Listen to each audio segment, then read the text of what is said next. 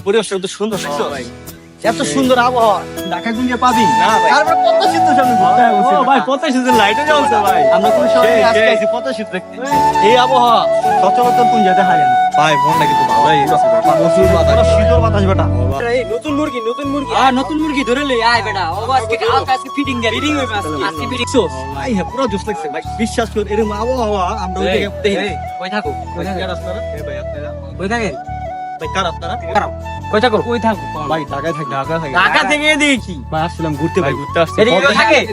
পদ্মা সেতু দেখতে এসেছি ভাই। এদিকে কেউ থাকে না না মোবাইল যা আছে ভাই সব বাইর কর সব বাইর কর বাইর কর বাইর করো ভাই বাইর কর ভাই ভাই তার যা আছে বাইর কর আমাদের আরেকজন লোক আছে ভাই জিনিস পিছে দেখছস ওই আরেকজন লোক পানি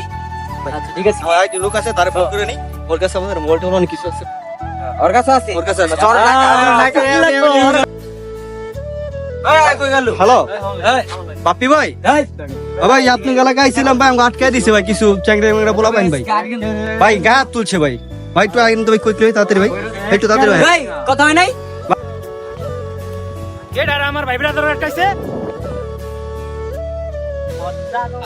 জি সত কই কারে ফোন দিলেন ভাই ভাই এই যে এই বাপি বাপি আইতাছে